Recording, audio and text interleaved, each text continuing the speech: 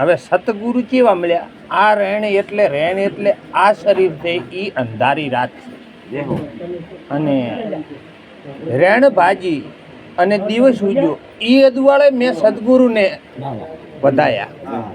હવે આ શરીર એક અંધારું છે. અંધારું કેટલું છે કે આ શરીર કોઈનો અવિનાશી નથી, નાશવંત છે. અને નાશવંત હોય એ કોઈ દાડો અદવાળું હોય. આમાં પ્રકાશિત ચેનો છે. પેલા ભજનની માલિકોરા પોતે કીધું, આબથી ઊંચા પવનથી જેણા આત્મ છે અપરંપારા, વધે ઘટે ઈ રાખે બરાબર, કાયમ વસે આ કીર્તાર. આ કાયાની માલિકોરા કાયમ વસે.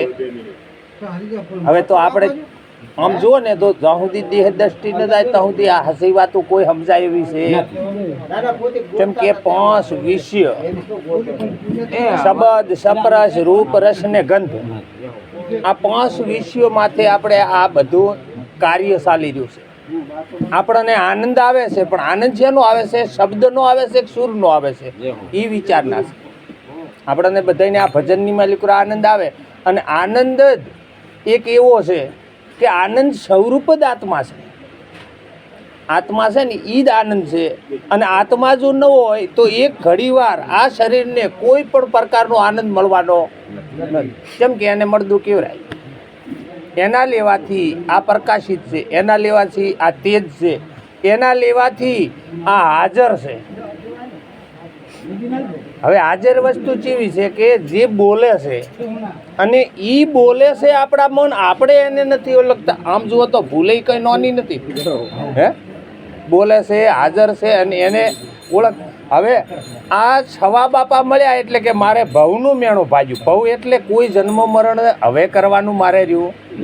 આ હું સહારું આવ્યો તો શું કર્યું, અને જે કરવાનું હતું એ મારે હવે પૂર્ણ થયું. હવે આવું બધા સંત કહે છે. આપણે થયું છે કે નહીં એ આપણે વિચાર કરવાનો છે. આ વાણી ગાયા હાટે કંઈ મેળ પડે એવો? જેમ કે આ એક આ સંત વાણી એટલા માટે હોય કે કોઈક જિજ્ઞાસુ આત્મા હોય એ આની માલિકોરા જાગે, એનું ફળ એ રહ્યું જ છે. બીજું ગાયા બજાયા હાટે કંઈ મેળાવે એવું છે? મેળાવે એવું છે કે આ બોલેરો એ કોણ છે એને ઓળખવાનો. અને એ ચેવડો છે એને અમાપ કીધો છે. કોઈ એનું માપ છે? અછેદ કોઈ શસ્ત્ર એને છેદી કે? અવિનાશી કોઈ દાડો એનો નાશ થાય? આપણે તો આ જન્મેલાને પૂજો છે કે કોઈ એને પૂજો એ જ કંઈ સમજણ પડતી નથી. સાચી સમજણદાર પડશે તાર આ દેહ દ્રષ્ટિ આખી ઉડી જાય.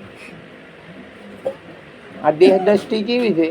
પાણી ઉપર પરપોટો થાય, પાણી તો સમાપત એમને એમ છે, પણ પવનના લેવાથી એક પરપોટો થયો એને લઈને આપણે એમ કહો કે આ પોપટો હાચો છે. સભર આ જગતની માલિકોરા આ બોલે ઘાટો ઘાટ પરમાત્માનું જ સ્વરૂપ છે, બીજું કોઈ છે? જેમ કે આ જીવ એવો છે. જીવ પોતાને જો જાણી જાય તો શિવ થાતો સટોય વાર નથી લાગતી. જેમ કે આ રામાયણની માલિકોરા વાત કરી છે કે જગત બ્રહ્મ, જીવ સત્ય. આ જગત છે એ આખું બ્રહ્મ કીધું, અને જીવ અવિનાશી. જગત બ્રહ્મ જીવ અવિનાશી, આયફત કાળ પ્રસિદ્ધો ઈ ઉપચારે. આ જો આ એક આયફત એટલે કાળ, અને કાળના મુખની માલિકોરા આ શરીર સર્વ કાળના મુખની માલિકોરા સમાયેલો છે. આ રામાયણનો શબ્દ છે. રામાયણનો એક શ્લોક છે કે જગત બ્રહ્મ જીવ અવિનાશી. હવે આ જગત બ્રહ્મ ચેમ છે અને જીવ અવિનાશી ચેમ છે? હવે જગત બ્રહ્મ એટલે આ જે આયફત કાળ એટલે એ આ સમયના મુખની માલિકોરા છે. આ અત્યારે દેખાય છે ને પછી નથી, એવો આપણો ભાસ બધાયનો છે. શરીર તો પછી રહેવાનો નથી. આ રહેવું છે. આ કાયા આવે અને જાય છે. આ એક આવે અને બીજી કાયા નથી હોતી. આપણે આ જગ્યાએ જે બેઠા છે આ 100 વર્ષ પછી જુઓ તો અમાયલું તો એકે હોવાનો નથી. આ તો ફાઇનલ જ છે. તો આ અવિનાશી વસ્તુ શું છે એને એક જાણવાની આ દ્રષ્ટિ, આ સમજણ, આ સત્સંગે આવો, ભજન સત્સંગ હોય અહીંયા આ વસ્તુ સત્ય શું છે એ સમજાય. હવે એમાં પોતે એ વાણી ગાઈ કીડીમાં તો નાનો લાગે, હાથીમાં વળી મોટો થઈને મહાવત થઈને માથે બેઠો ને હાકણવાળો નરનારીમાં એક બિરાજે એક સતદો વાસે તો બાળક થઈને રોવા લાગ્યો ને રાખણવાળો તૂણો તો इसका भेद बताओ मेरे दातार જ્યાં દેખો તો આ ઈ જ છે ને उसका भेद બતાવવાની વાત કરી તમે ચેડી હા હવે હા શબ્દ કરણી હવે તમે બધાય બોલો છો ચોથ હવે આ જગતની માલિકુરા વશિષ્ઠ રામાયણની માલિકુરા બીજા ભાગમાં વશિષ્ઠ મહારાજે રામને આ વાત કરી છે કે રામ આ જગતની માલિકુરા કોઈ વસ્તુ ન હોય તો તું શેના વડે બોલે. હવે આમાં પાછલી કડીમાં એમ કીધું ઝાડ અને પાડ તું, ઝાડ તું, પાડ તું, આ સર્વ તું બિરાજે આ ભેગો તું. આ ઝાડમાં પાડમાં અને સર્વમાં જેટલું આંખે જે દેખાય છે અને એ જ દેખી દેખીને જ સર્વ બોલે. ઢોલક સેતા ઢોલક કો કેમ નહીં. હવે આ પેટી હોય તાર પેટી કહેવાય, પેટી જેવું કંઈ ના હોત તો તમે પેટી એવું શું કહો. હવે અહીં ભૂલ જ અહીં પડી છે કે મેન વસ્તુ તમે જ જ્યાંથી બોલી રહ્યા છો એ જ તમને વિહરી ગયો છે. આપણને એમ લાગે છે કે આ મુખારતની માલિકુરાથી વાત નીકળી છે, એમ વાત નથી. બોલે બોલાવે સબ ઘટ બોલે, સબ ઘટમાં રહ્યો સમાય, જ્યાં દેખો તો આપ જ જેવો ઠામો ઠામ રહ્યો ઠેરાય. હવે હું અને ઢોલક, આ ઢોલકની માલિકુરા બોલનારો ચેમ સમાણો છે, આની જે સમાપતિ છે એ જે અંતર છે, અંતર કાપે ને તારે દુવાળો થાય. અંતર એટલે હું ને ઢોલક બે અલગ છે. એવો તાર ભાસ ઉડી જાય તારે એક થાય, અને એક થાય તારે દદવાળું તાર રેણ જાય. હવે આજુ આવડો હોય તો પૃથ્વીમાં મોં, પાતાળમાં મોં, સર્વભૂતોમાં મોં, તો કૃષ્ણમ તેદી બોલતો તો બીજો હતો. આ ભાષ રે ન રહે. એનું કારણ છે કે આ આત્મ છે એ અપાર છે. અપાર એટલે કોઈ દાડો આનો અંત થયો, ઉત્પત્તિ થઈ નથી તો પરલે ક્યાંથી હોય.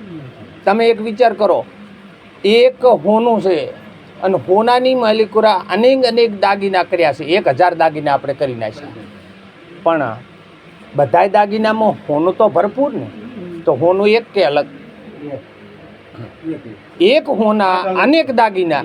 હવે જેમ હોનો દાગીનાની માલિકુરા સમાણું છે એમ સર્વ ઘાટોની માલિકુરા પ્રગટ વાલો ઘાટે ઉતર્યા છે. ઘાટે એટલે અત્યારે દેહ સહિત આપણને બોલે, દેહ સહિત વાતો કરે છે. આ દેહ સહિત ભગવાન છે. પણ જ્યાં સુધી ઘાટ ન ભાગે, ઘાટ કયો છે? ઘાટ આપણો મનનો છે. આ શરીરને ઘાટ કીધો, શરીર નાશવંત છે પણ ઊભું મનથી કર્યું છે.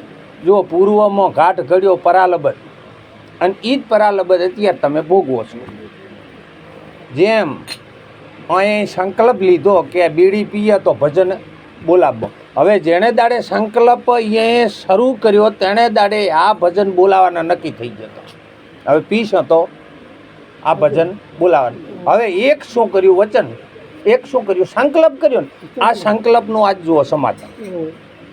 એ આવડી મોટી આ મનની માયા છે. આ સંકલ્પ તો મૂળ તો મનમાંથી મારે બીડી નથી પીવી એવું મનમાંથી થયું, અને પછી પીવરણી અને આ બીડી નિમિત્તે એક આ ભજન રાખ્યા. આ એક સંકલ્પના લેવાથી. હવે આવું મન સંકલ્પ જે કરી રહ્યો છે, આ સૂક્ષ્મ વાસના બંધાઈને આ જીવ ઘાટો ઘાટ રખડે છે. આ જીવ તત્વો શિવનું છે. જીવને શિવ થાતો સાવાર કેટલી વાર થાય કે જ્યારે આ મનનો ભાસ ઉડી જાય, મનની માયા સમાપ્ત થઈ જાય એટલે સૂક્ષ્મ વાસના રહે નહીં. અને સૂક્ષ્મ વાસના ન રહે તો એને કોઈ ઉગાવારો રહે, એનો ઉગાવારો બળી જાય. ઉગાવારો બળી જાય તારે જ એમ કે અમે હવે નથી આવવાના આ દેહમાં.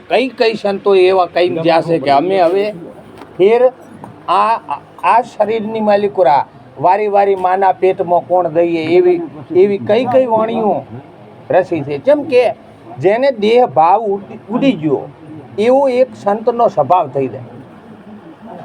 સબર